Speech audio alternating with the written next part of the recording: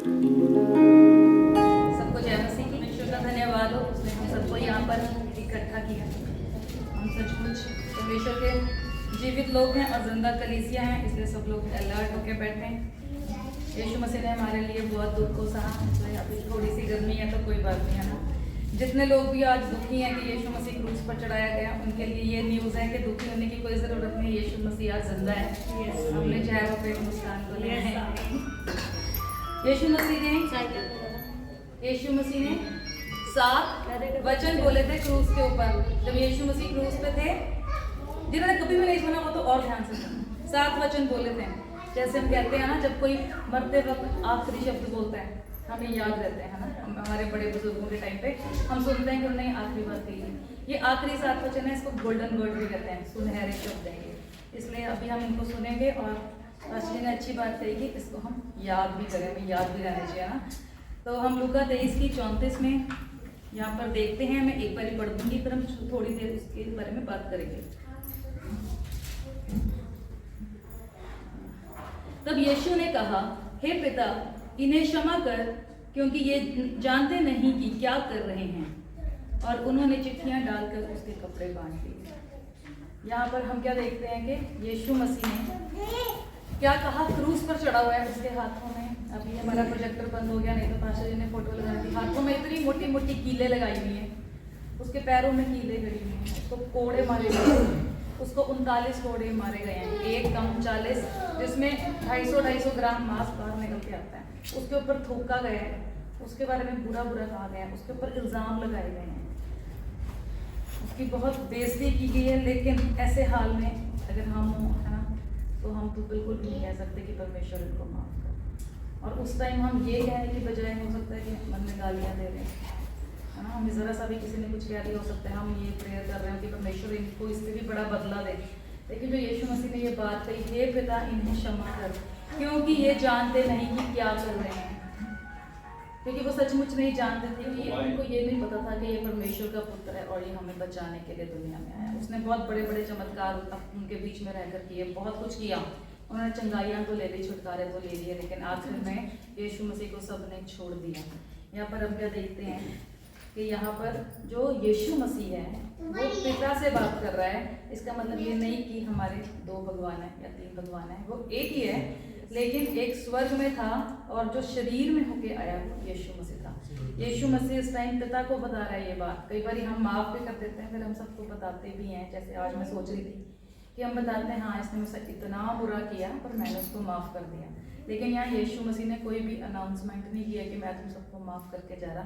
यीशु मसीह ने दिल में परमेश्वर से प्रार्थना की है कि जितने लोगों को ये वर्ड सुना तो वो बाइबल में लिख दिया। लेकिन ऐसा नहीं उसने उनको कहा कि मैं तुम्हें माफ़ कर रहा हूँ, तुम बहुत ये हो, ऐसा कुछ नहीं। कोई भी शो ऑफ, यानी कि जब भी हम परमेश्वर के लिए कुछ करते हैं तो हमें दिखावे के लिए नहीं करना है, दिल से हमारे पिता के साथ, परमेश्वर के साथ दुआ होनी चाहिए। दूसरा, परमेश्वर ने, यीशु मसीह जब दुनिया में रह रहे थे अपने उन सालों में, यीशु मसीह अपने चेलों को सिखाते थे कि माफ़ करना सिखाते थे, बहुत अच्छी अच्छी बातें सिखाते थे। लेकिन सिर्फ सिखाते ही नहीं थे, उन्होंने वहाँ पर क्रूस पर चढ़े हुए इतने दुख की दशा में उस चीज़ को प्रैक्टिकली करके दिखाया, जो कि एक बहुत ही इम्पॉसिबल चीज़ थी। आगे हम ये देखते हैं कि जब हमें कोई दुख पहुँच जाता है तो हमें उसको कैसे माफ़ करना है। अब हम ये सोच सकते हैं वो तो परमेश्वर था इसलिए उसने माफ़ कर दिया, लेकिन यीशु मसीह 100% परमेश्वर भी था और वो 100% इंसान भी था। उसके अंदर भी हमारे जैसी ही फीलिंग्स थी, उसको भी दुख होता था, उसको भी दुख था कि मैं अपने परिवार वालों को छोड़ के, उसको भी दर्द होती थी। लेकिन दर्द के टाइम हाय हाय करने की बजाय उसने ये 7 शब्द बोले। इसमें पहला सिर्फ उन लोगों के लिए नहीं, हमारे लिए भी है कि हम माफ़ करना सीखें। और इसमें हमारी मदद सिर्फ एक कर सकता है, वो है पवित्र आत्मा।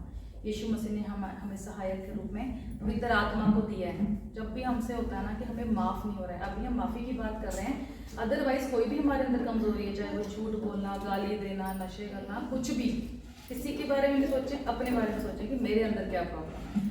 वो वाली कोई भी प्रॉब्लम क्यों ना हो, चाहे वो छोटी सी हो बिल्कुल, चाहे वो बहुत बड़ी हो, वो सब यीशु मसीह से मांगे कि पवित्र आत्मा हमारी मदद करे, पवित्र आत्मा की सामर्थ को मांगे ताकि वो आपको उस चीज़ से बाहर निकाल सके। हम अपनी सामर्थ्य से ये नहीं कर सकते, क्योंकि हम 100% इंसान तो हैं पर हम खुदा नहीं है। उसके लिए हमें उसकी सामर्थ्य की ज़रूरत है। परमेश्वर के वचन में लिखा ये चीज़ आज जब मैं पढ़ रही थी तो मैंने सोचा कि यीशु मसीह अगर नहीं माफ़ करता तो अगर हम होते तो हम कहते हैं खुदा, हम क्या कहते हैं, परमेश्वर इसने मेरे साथ ऐसा किया तू इनको देख। लेकिन अगर ये बात यीशु मसीह कह देता ना तो पिता पता नहीं उन लोगों के साथ क्या करता, क्योंकि उन्होंने बहुत बड़ा असल में तो गुनाह कर दिया था। लेकिन बाइबल में एक किताब है पुराने नियम में, जकरिया, उसकी दूसरी, अभी मत खोलना क्योंकि अंधेरा ही है, उसका दूसरा चैप्टर उसके 8वें आयत में लिखा हुआ है, जो तुमको छूता है वो मेरी आँख की पुतली को छूता है।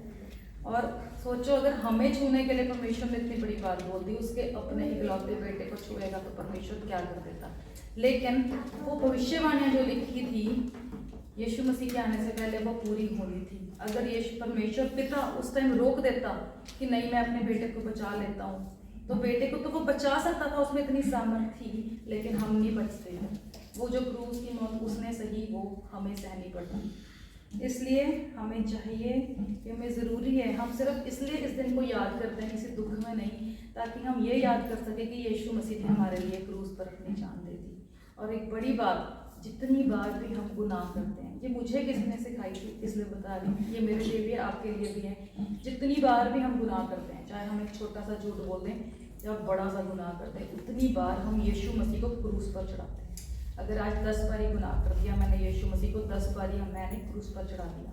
इसलिए हम ध्यान रखें, ऐसा नहीं है कि हमसे गुनाह होंगे नहीं, हो जाते हैं, कभी कभी गाली निकल जाती है मुंह से, कुछ हो सकता है, लेकिन जानबूझ के कभी भी नहीं करना। और जब लगे कि मेरे से हो गया, उस टाइम परमेश्वर से माफ़ी मांगिए और परमेश्वर से पवित्र आत्मा की सामर्थ्य मांगिए कि परमेश्वर मैं तेरे साथ चलना चाहता हूँ, चलनी चाहती हूँ, लेकिन मैं इस चीज़ों को ना करूँ, मुझे तेरी सामर्थ्य की ज़रूरत है। परमेश्वर से हमेशा सामर्थ्य को मांगिए। हम अपना आधे मिनट के लिए आंखों को बंद करेंगे और हमने अगर आज किसी को माफ़ नहीं किया तो अपनी आंखों को बंद करें, परमेश्वर के सामने अपने मन में चाहे आप प्रार्थना करें, किसी को बताने की ज़रूरत नहीं है।